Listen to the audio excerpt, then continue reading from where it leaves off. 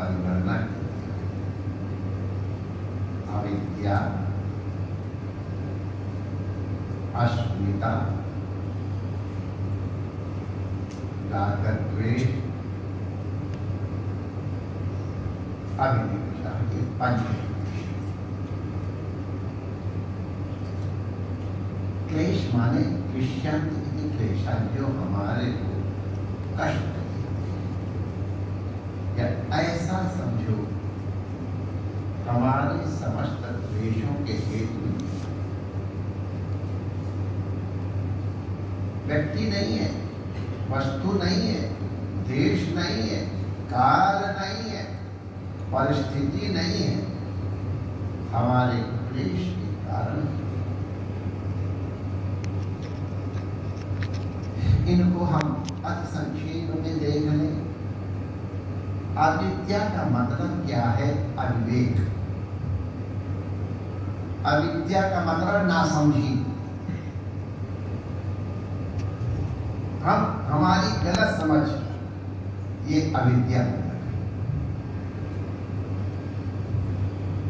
अविद्या के कारण विवेक नष्ट हो जाता है और हम जो नहीं है वो समझने लगते हैं, जो है उसको नहीं समझते। हम ईश्वर वंश हैं और हम अपने को संसारी मान रहे हैं। हम अमल हैं, हम अपने को देह मान लेते हैं, हम अपने को गेह मान लेते हैं, हम अपने को परिवार मान लेते हैं, कहीं पर भी। तो सबसे पहले अविद्या माने नासमझी, माने अज्ञान, माने आकस्मिक बुद्धि। जो हम नहीं है वो हम अपने को मान बैठे। तो इस अविद्या के कारण जो हम नहीं है उसको हम मान बैठे, उसके कारण अस्मिता। अस्मिता क्या मतलब? मैं जहां हूं उसको अस्मिता। अस्मि इति भावः अस्मिता। जैसे मैं देह हूं, तो वस्तुतः मैं देह तो नहीं। कपड़ा हमने पहन रखा है, लेकिन मैं कपड़ा थोड़ा हूं। कपड़ा हमने धारण किया है, हम में और कपड़े में भेद है, लेकिन हम अपने को कपड़ा मानने लग जाए। हम अपने को देह में मैं ब्राह्मण, मैं क्षत्रिय, मैं गोरा, मैं काला, तो मैं अपने आप को कहा, मैंने अपने आप को विद्वान समझ लिया। अब हमने अपने को विद्वान समझ लिया, ये आत्मा का गुण नहीं है। हमने अपने आप को 4 अक्षरों से परिचित करा करके अपने को ज्ञानी मान लिया। हमने अपने आप को राजा मान लिया, हमने अपने आप को महाराजा मान लिया। तो अब हमने शरीर को अपना मान लिया, तो इसलिए शरीर के साथ जो हो रहा है उसको मैं अपना समझ बैठा। ये ना समझिए, ये अस्मिता के कारण अहम देहा। तो अगर हमारे देह का संग कोई दुर्व्यवहार करे तो हम चूंकि देह मानते हैं, जो हमारे साथ दुर्व्यवहार करेगा उससे तो द्वेष हो जाएगा, और जो हमारे इस अस्मिता के भाव का पोषण करेगा उससे राग हो जाएगा। तो एक क्रम है, सीढ़ी है हमारी नासमझी के का। अब हमने अपने आप को महात्मा समझ लिया। अब अगर हमको कोई आदर नहीं देगा, अरे परम पूज्य बात महाराज ये है, लो नहीं समझा तो हमको क्लेश। क्यों? क्योंकि हमने अपने आप को वो समझ लिया जो मैं नहीं। मैं विद्वान हूं। अब अगर हमको कोई चीज कोई समझाने लगेगा और हम अपने को पंडितम मानते हैं, पंडित मानते हैं, विद्वान मानते हैं, शास्त्रज्ञ मानते हैं, वो बेचारा हमको हित के लिए बताएगा और हमको आया ये हमको समझा रहे हैं, कल के बच्चे और हमको समझा रहे हैं। अरे हित का तो बालक से भी बात सुने, बाला तब गुण। इसलिए अगर हमने अपने आप को विद्वान मान लिया तो अगर कोई हमसे कहे ऐसे समझो, ऐसे मनन करो, तो हमको लगेगा कि हमको समझता क्या है, हमको हमारा अपमान हो गया। हम इतने बड़े महात्मा और हमको इतने, जैसे कोई आए थे उनको विराजो, मैं वहां का ये हूँ, अच्छा तो हमको भी कभी कभी महाराज दो आसन पे आप विराजिए तो अच्छा है। जितने हमारे गए तो बोला सब मुस्कुराने लग गया, वो भी अरे वो तुम्हारा से शिवकात होना है, आप तो जो आत्मा है वो है, हम आपके रूप में, ईश्वर के रूप में, रघुनाथ के रूप में, परमात्मा के रूप में यहाँ प्राप्त कर। तो ये अस्मिता, हमारी अस्मिता कहाँ होती? अगर किसी में मैंने ये मेरी पत्नी है, ये मेरा पति है, ये मेरा पुत्र है, इस तरह से अगर समझ लिया तो हम अगर उसके संग कुछ इस तरह का व्यवहार होता तो हम अपना अपमान समझ बैठते। अरे मेरी पत्नी वहां गई थी, उसने ये व्यवहार किया, बात ही करो। अरे पत्नी तुम्हारी अच्छी खासी ब्यूटीफुल सभी सजाए जिसके सजाए हुए आई, छोड़े यार उसको नहीं। 100 जने ने नमस्कार किया, एक नहीं किया, उसके नमस्कार क्यों नहीं किया? अरे 100 ने नमस्कार किया, उसको क्यों नहीं देख रहा? अस्मिता चलेगी। वो कहते मेरी पत्नी मेरे हृदय में बसती है, मेरी जान में है। तो एक याद नहीं कौन सा साहित्य का ग्रंथ है, उसमें पत्नी कहती, उसका पति मर गया तो कहते थे मैं तुम्हारे हृदय में रहती हूँ, आप चले गए तो मैं जिंदा कैसे बैठी हूँ?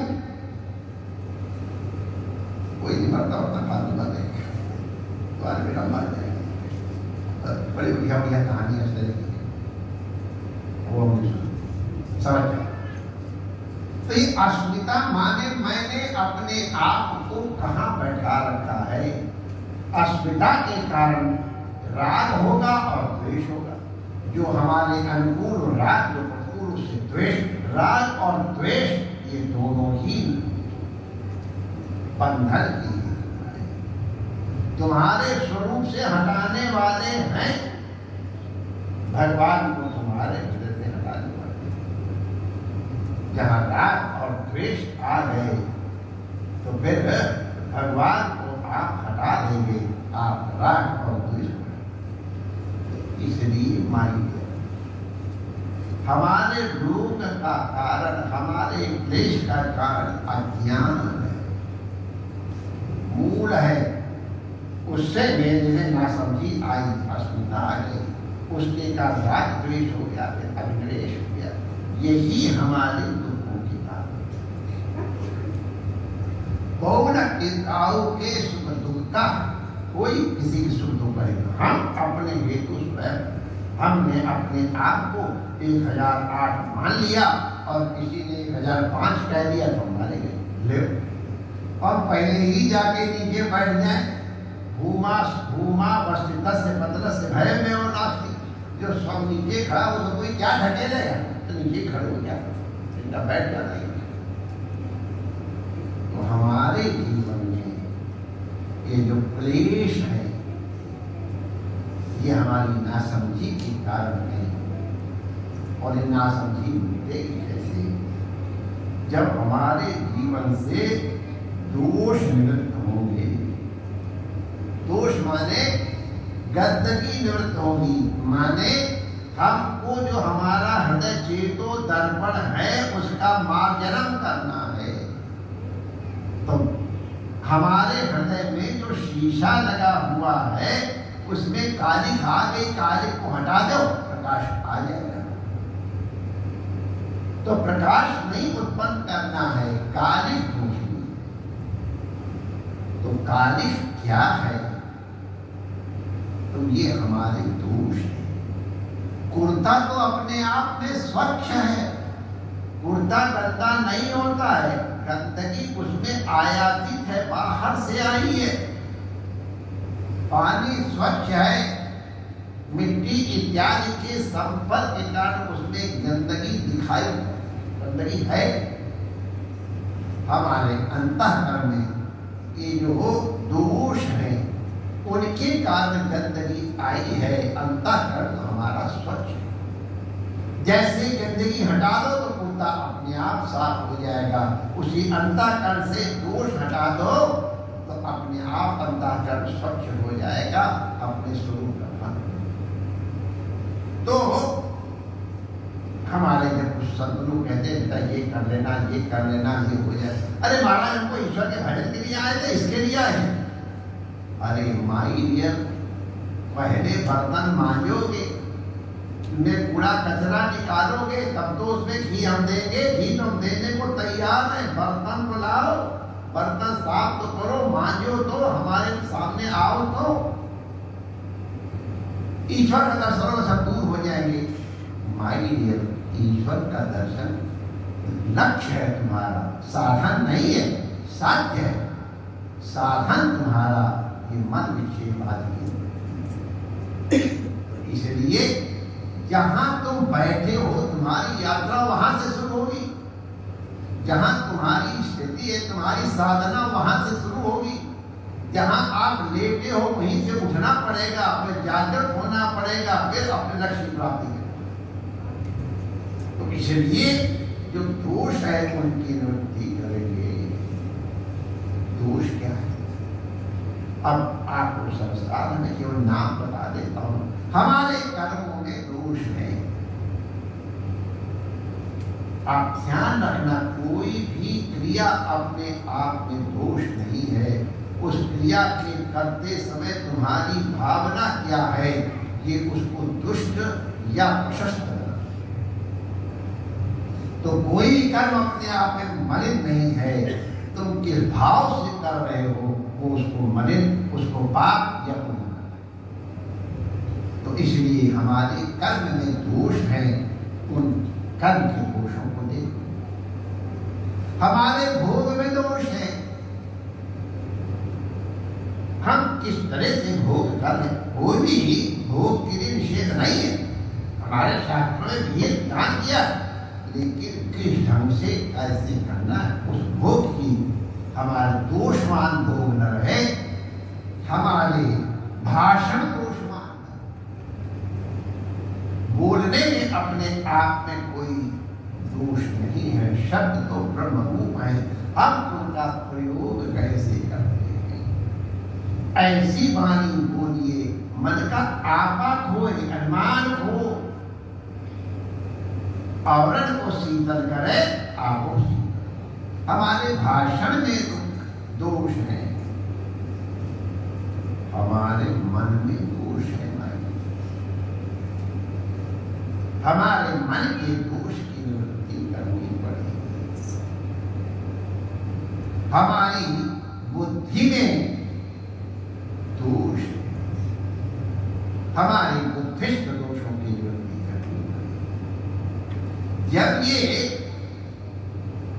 निवृत्त हो जाएंगे तो हम स्वच्छ हो जाएंगे और हमको अनुभूति होगी। शास्त्र हमको माय डियर ध्यान रखना लक्ष्य बताते हैं, लेकिन लक्ष्य प्राप्ति के लिए उनकी निवृत्ति के उपाय बताते हैं। आप पहले निवृत्ति के उपाय करो, दोषों की निवृत्ति हो जाने के अनंतर फिर तो स्वरूप की अवाप्ति, आनंद की अवाप्ति वही जानी है। तो इसलिए शास्त्र के विधान को, शास्त्र के जो विधान है उनको जान करके गुरुमुख से, आचार्य मुख से, और फिर अनंतर जो हमारे साधन उपयुक्त हो, हमारे अंतःकरण में हमारे कर्म इत्यादि जो दोष है उनकी निवृत्ति के लिए यथोक्त उपाय करके अपने लक्ष्य की प्राप्ति करें। परमात्मा